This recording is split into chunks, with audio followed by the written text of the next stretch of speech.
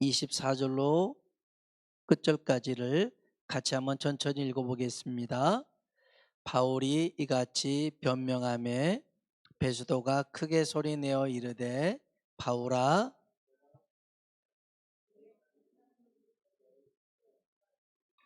바울이 이르되 베스도가 가요 내가 미친 것이 아니요 참되고 온전한 말을 하나이다. 왕께서는 이 일을 아시기로 내가 왕께 담대히 말하노니 이 일에 하나라도 아시지 못함이 없는 줄 믿나이다. 이 일은 한쪽 구석에서 행한 것이 아니니이다. 왕이여, 선지자를 믿으시나이까? 믿으시는 줄 아나이다. 아그리빠가 바울에게 이르되 내가 적은 말로 나를 고나여 그리스도인이 되게 하려 하는도다. 바울이 이르되 말이 적으나 많으나 당신뿐만 아니라 오늘 내 말을 듣는 모든 사람도 다 이렇게 결박된 것 외에는 나와 같이 되기를 하나님께 원하나이다 하니라. 왕과 총독과 번이게와 그 함께 앉은 사람들이 다 일어나서 서로 말하되 이 사람은 사형이나 결박을 당할 만한 행위가 없다 하더라.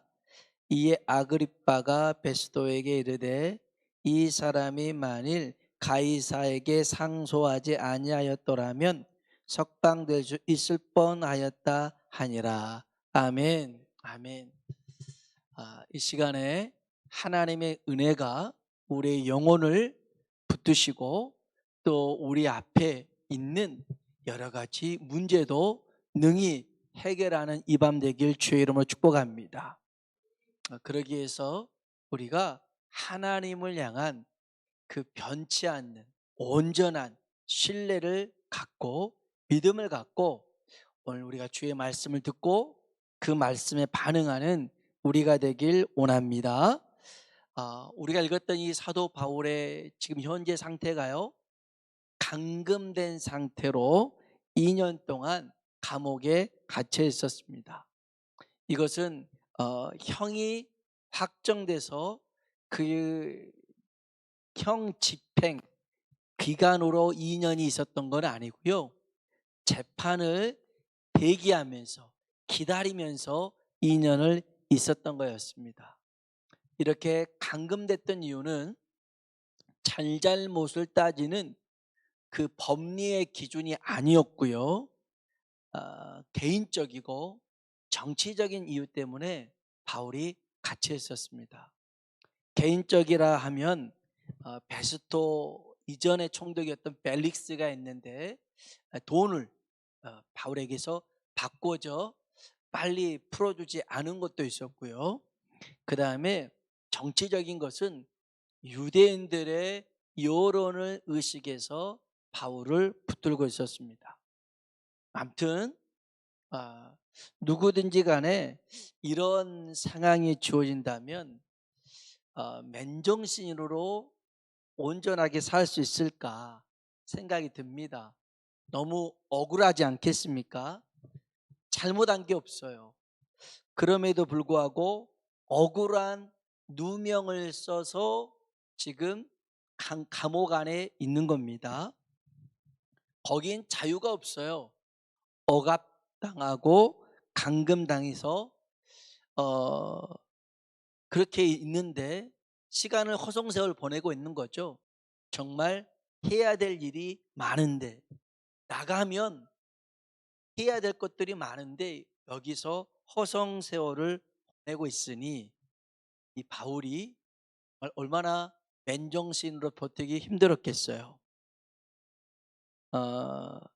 이렇게 이런 상황을 만들었던 유대인들이나 대제사장들을 증오할 수도 있을 것이고, 계속 아닌 줄 알면서도 노골적으로 돈을 요구하고 유대인 마음을 얻으려는 이런 총독이 원망스럽기도 했을 겁니다. 하여간 감옥에서 2년을 보냈는데 아무런 조치를 해주지 않아요. 사람도 그렇고 바울이 믿는 하나님도 2년 동안 가만히 계시는 거예요. 얼마나 답답하겠습니까?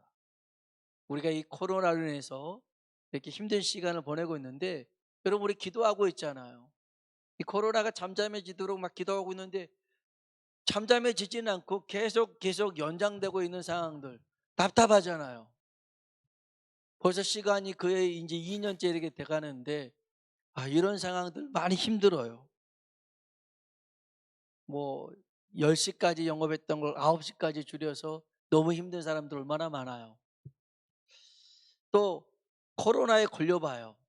그러면 코로나 확진돼서 이제 뭐 병동에 막 이렇게 있는 그런 상황들, 아니 코로나 확진이 아니어도 밀접 접촉을 해가지고 자가격리를 14일 동안 한다고 생각해 보세요.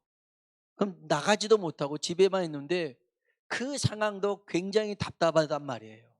그런데 2년이라는 시간을 이렇게 있어야 되니 바울이 참 힘든 시간이었습니다. 근데 성경에 그렇고 사람들도 그렇고 바울을 미쳤다라고 얘기합니다. 미쳤다. 미쳤기에 이런 상황 속에서 바울이 있었는데, 바울은 이렇게 얘기합니다. 29절 한번 볼까요? 29절 읽어봅시다.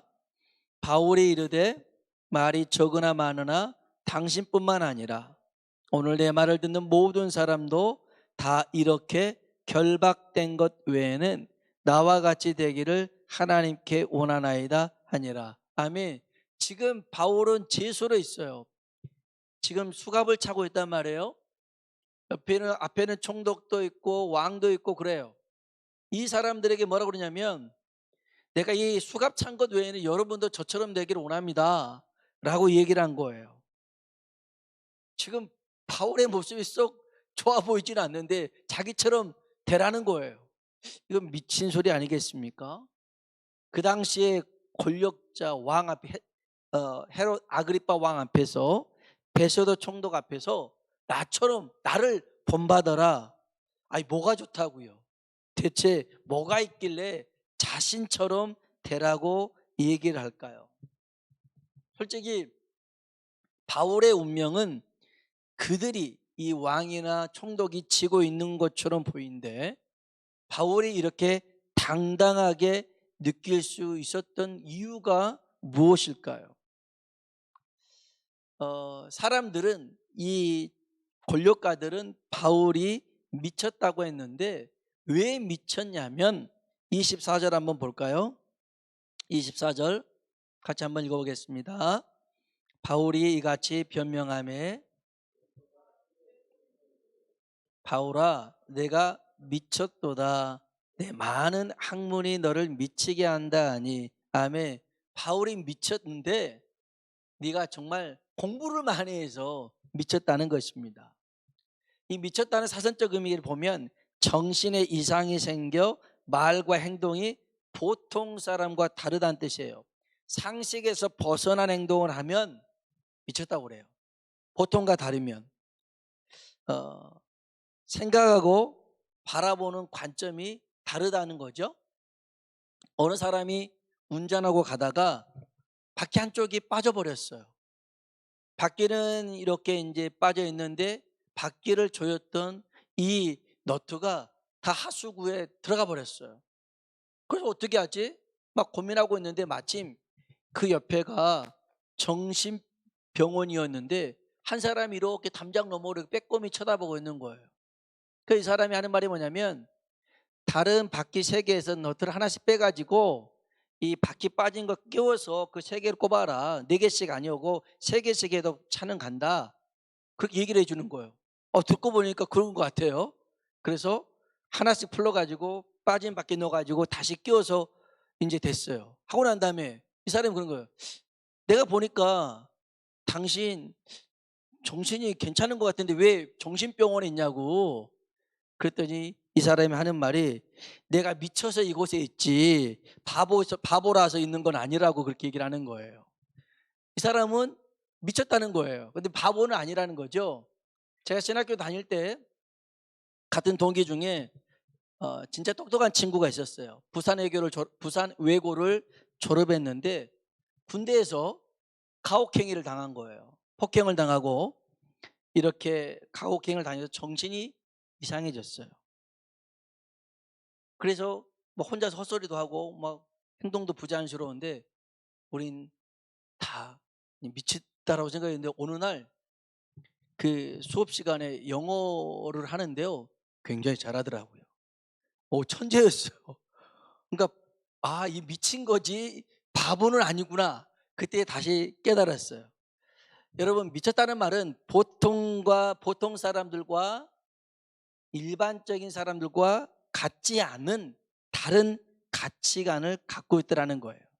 그러면 이 베스도가 봤을 때 바울이 미쳐 보이는데 이렇게 미친 이유가 많은 학문 공부를 많이 해서 미쳤다라고 생각을 했어요. 왜냐하면 좋은 자리 있고 좋은 혜택을 누릴 수 있고 편안하게 누릴 수 있는데 왜 사서 이 고생을 하느냐, 그리고 이상한 소리를 왜 짓거리느냐.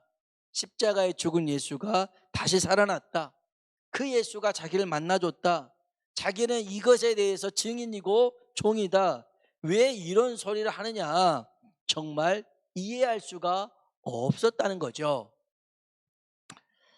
저 합정동 양화진에 가보면 이런 미친 사람들의 무덤이 굉장히 많이 있습니다. 그 양화진에 미친 사람들의 무덤이 많이 있어요.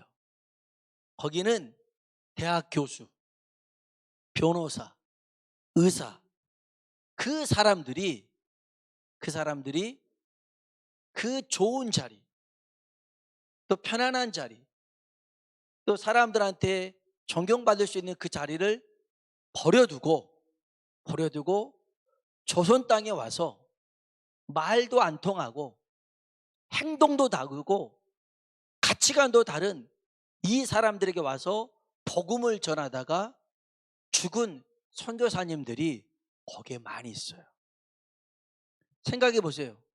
미치지 않고서야 대학 교수라는 자리를, 의사라는 자리를, 변호사라는 자리를 팽겨치고 아무도 알아주지 않는, 그것도 환영도 하지 않고 적대적인 나라에 와서 복음 전하다가 죽었으니 이거 미치지 않고서는 가능한 얘기입니까?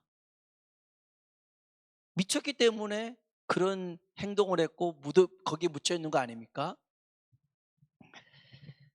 그 양아진 묘역에 25살 그 꽃다운 나이에 이 양아진에 묻힌 여자 선교사님이 있습니다. 루비 캔드릭이라는 여자 선교사님인데요. 급성 면장염이 생겼어요. 조선에 와서. 근데 변변한 치료를 못 받았어요. 그걸 죽었어요. 그러면 미국으로 고국으로 돌아갈 수 있는데 그냥 조선 땅 양화진에 묻혔어요. 이 그녀가 죽음을 앞에 두고 자기를 파송했던 텍사스 선교단체에 편지를 보냅니다. 이런 내용입니다.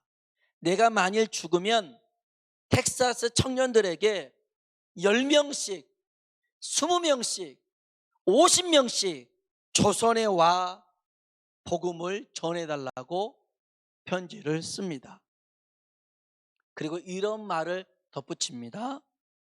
만약 내가 줄 수 있는 1000개의 생명이 있다면 나는 1000개의 생명을 모두 조선을 위해 바치겠습니다. 자기 목숨이 1000개라면 몽땅 다 조선을 위해서 바치겠다라는 겁니다. 미쳤잖아요.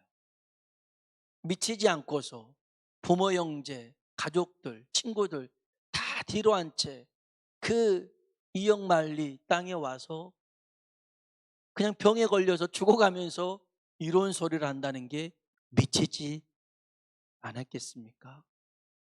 미쳤죠.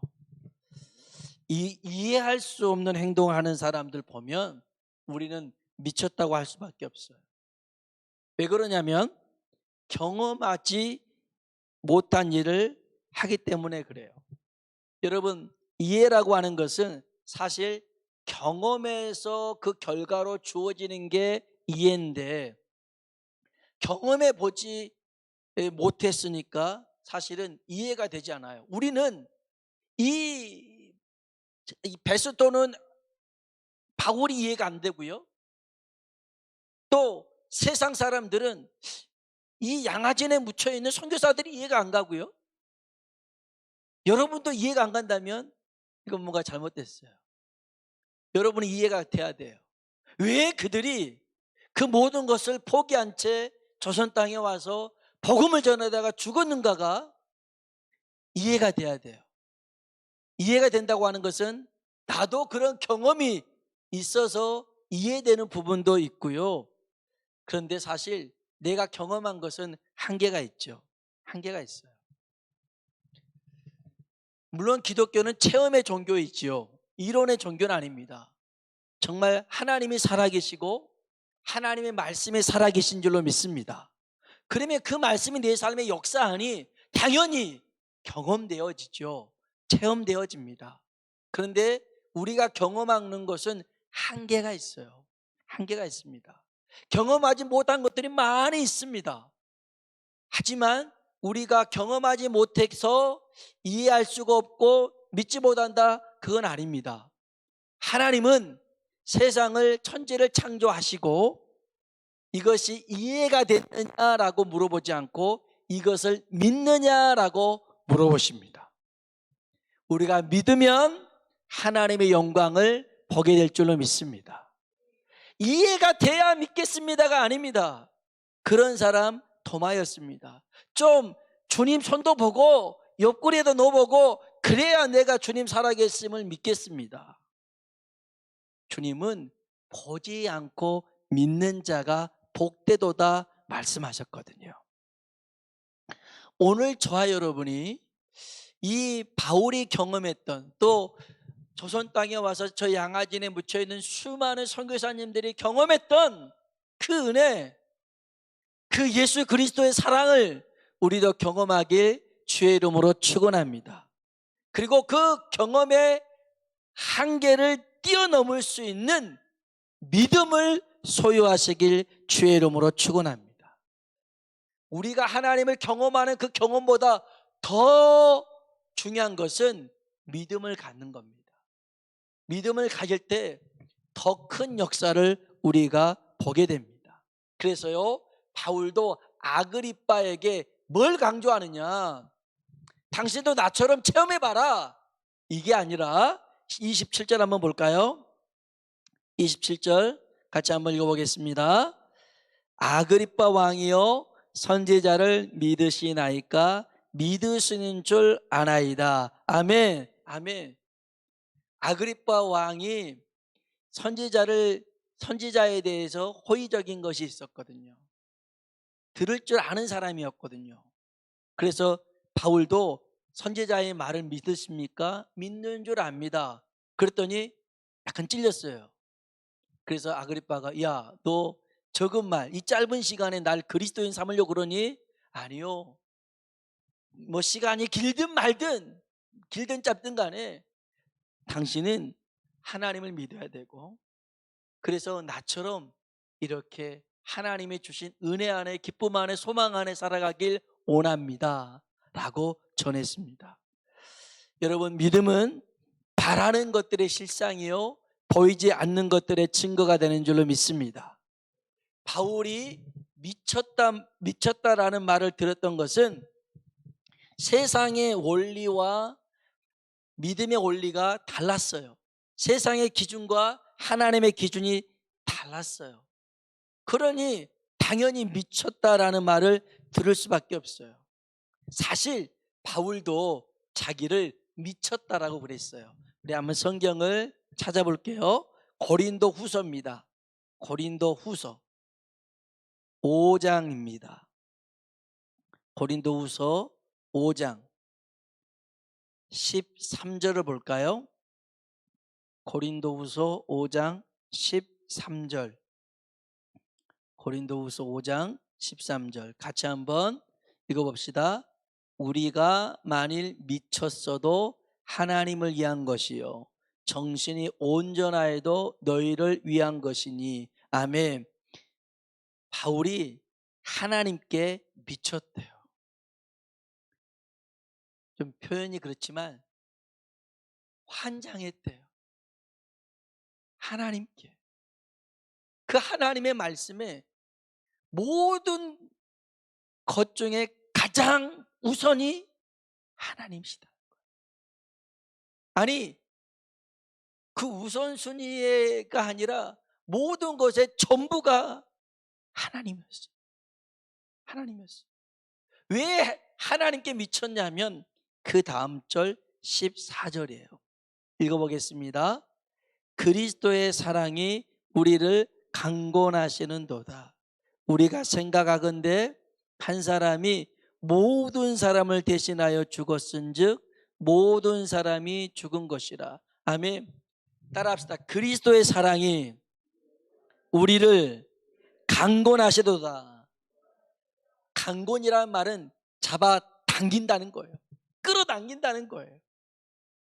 그리스도의 사랑으로 끌어당기는 거예요. 안 가려고 버티려고 해도 끌려가는 거예요.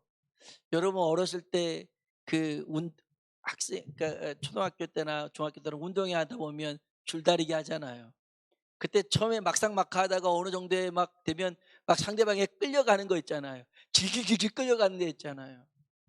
우리도요, 하나님께 내가 안 가려고 버티려고 버틴 데까지 버텼는데 하나님의 사랑이 아유 이 자식 이렇게까지 버티네 포기해버리고 가는 사랑이 아니라 끝까지 잡아당겨서 하나님 거로 삼고 하나님의 자녀로 삼는 그 사랑에 이 바울이 미쳐버렸더라는 거예요. 할렐루야. 여러분, 하나님의 우리를 향한 하나님의 사랑은 절대로 포기하지 않는 줄로 믿습니다. 여러분 생각해 보세요. 하나님이 천지 만물을 말씀으로 창조하셨고요, 사람을 흙으로 만들어서 코에 생기 불어넣어서 생명이 되고 사람이 되게 하셨어요. 이 인간이 죄를 졌어요. 거역했어요. 하나님과 대적의 관계가 됐어요. 그래서 하나님이 이 홍수 심판도 있었지만 결국 이 사람들을 위해서 하나님이 하셨던 이들과의 관계를 회복하기 위한 방법이 뭐였냐면 하나님이 육신을 입고 오셨어요. 그리고 사람의 죄를 뒤집어 쓰고 십자가에 죽어서 그 죄를 해결했어요. 그리고 우리 예수님이 다시 살아나심으로 이제 원래의 관계로 회복시키신 줄로 믿습니다. 이게 성경이 말하는 복음인데요, 굳이 그럴 필요 없어요. 하나님이 왜 그렇게 복잡하게 하나님이 인간의 모습으로 오고 사람들에게 피조물에게 손가락질 당하면서 죽고 다시 살아나고 이럴 필요 어디 있냐고요. 그냥 싹 지워버리고 새로 하나 만들면 되잖아요. 말 잘 듣는 놈으로 만들면 되잖아요. 그리고 같이 살면 되잖아요. 그게 훨씬 쉬워요. 하나님이 안 죽어도 돼요. 그런데 하나님이 그 방법을 택하지 않고 하나님이 이 땅에 오셔서 죽는 방법을 택하셨어요. 왜요? 우리를 포기하지 않는다는 거예요. 우리를 사랑하시되 끝까지 사랑하신다는 거예요. 주님 손에서 어느 누구도 빠져나갈 수 없더라는 거예요. 그리스도의 사랑이 강권하니까 얼마나 잡아당기는지 버티다 정말 나 항복입니다. 나 주님께 손들었습니다. 이런 사람들이 주님께 미쳐버렸어요. 그게 바울이었어요. 그게 베드로였어요. 그런 사람들이 많아요.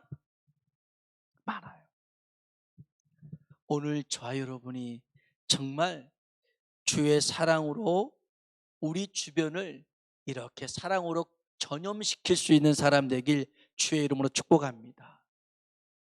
제발 세상에 미치지 말고 주님께 미칩시다. 세상의 것에 미치지 말고 주님께 미치고 세상의 일에 미치지 말고 주님께 미쳐봅시다.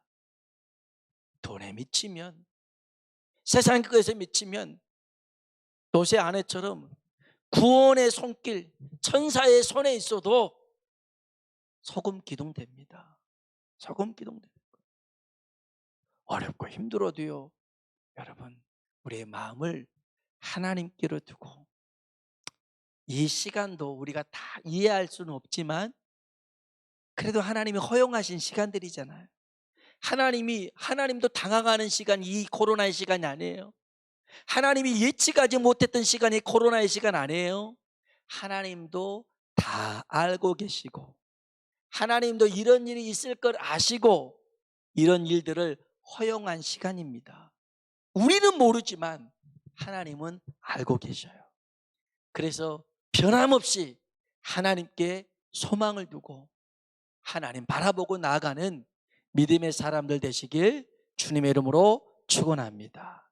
우리 같이 한번 찬양을 불러볼까요?